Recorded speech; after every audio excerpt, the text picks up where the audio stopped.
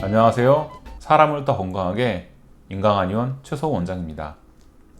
인간은 진화를 거듭하는 수백만 년 동안 먹을 것을 찾기 위해 하루의 대부분의 시간을 움직이면서 살아왔습니다.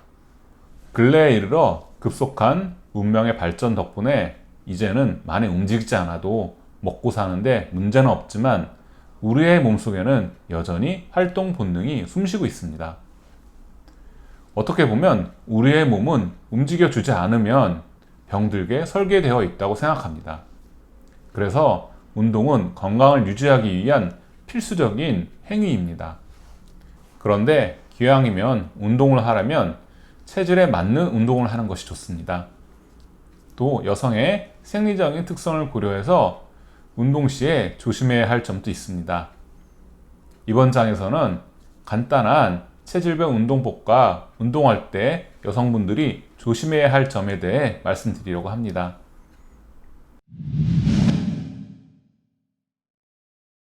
우선 체질 분류에 따른 운동법에 대해 이야기해 보겠습니다. 한의학에서는 기본적인 체질 분류는 양성음어와 음성양어로 체질을 나누는 것입니다. 양성음어란 양기가 성하고 음기가 약한 체질로 양기에 뻗어나가는 힘이 강하므로 팔다리가 몸통에 비해 상대적으로 길어지고 몸통이 작은 사람을 말합니다. 음성양어란 음기가 성하고 양기가 약하므로 뻗어나가는 힘이 약해서 팔다리가 몸통에 비해 상대적으로 짧아지면서 몸통이 커지게 됩니다. 두 체질을 비교하면 음성양어한 체질은 근력이 강한 반면에 유연성은 부족해지기가 쉽고, 반대로 양성음어한 체질은 근력은 약한 편이지만 유연성은 좋습니다.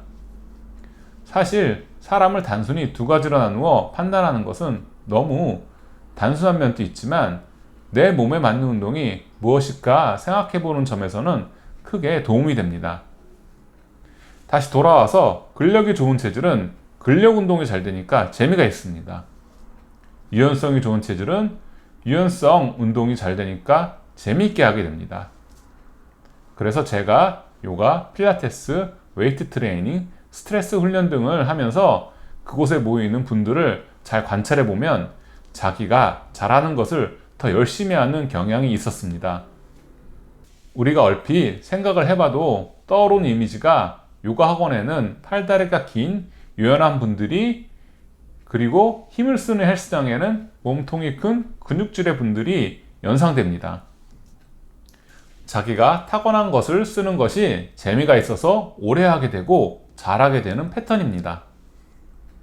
사실 운동을 오래 하려면 재미가 있어야 합니다.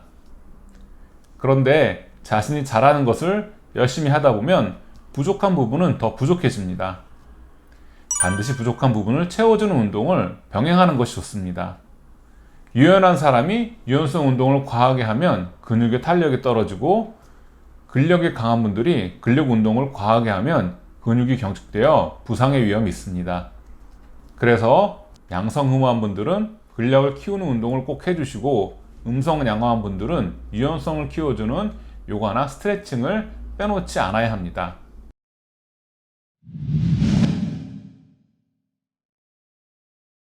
다음으로 여성들이 운동할 때 조심해야 할 점 몇 가지를 말씀드리겠습니다.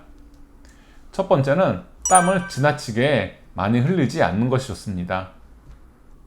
여성의 혈과 땀은 근원이 같습니다. 땀을 지나치게 많이 흘리면 혈이 새는 것으로 볼 수 있습니다. 사실 여성들은 운동을 할 때 땀이 별로 나지 않는 것이 정상입니다. 저는 환자분이 러닝머신을 30분 가까이 뛰었는데도 촉촉한 정도로만 땀이 나요 하고 말씀하시면 그게 정상입니다 라고 답해 드립니다. 만일 운동 후 땀이 지나치게 많이 난다면 반드시 치료가 필요합니다. 두 번째로 복부가 경직되지 않아야 합니다. 코어 운동을 통해 탄력 있는 복부를 만드는 것은 건강을 위해 도움이 됩니다.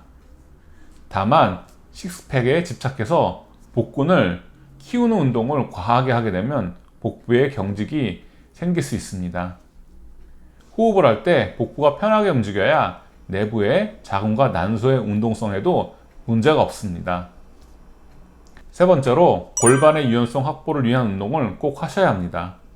골반은 천골, 장골, 치골의 여러 관절들로 복합적으로 구성되어 있고 위로는 요추가, 양옆으로는 고관절이 붙어 있습니다. 내부 장기가 운동을 하면 골반 관절도 함께 벌어졌다가 닫혔다가 합니다. 특히 여성 건강의 핵심인 자궁과 난소는 골반이 굳어 있으면 그 운동성이 떨어질 수 있습니다. 그래서 항상 골반과 그 주변 관절을 풀어주는 유연성 운동을 꼭 하시길 바랍니다. 네 번째로, 운동 후에는 꼭 따뜻한 물을 드시기 바랍니다. 운동을 하면 근육과 체표로 혈류가 늘어나게 됩니다. 그만큼 복부 내부의 온도는 떨어지게 됩니다. 위와 장의 흡수 능력도 떨어질 수밖에 없습니다. 이때 찬물을 마시면 물은 흡수가 되지 않고 위와 장에 머무르면서 수독으로 변할 수 있습니다. 운동 중이나 운동 후에는 꼭 미지근하거나 따뜻한 물을 마셔서 원활한 신진대사가 유지될 수 있게 해주시길 바랍니다.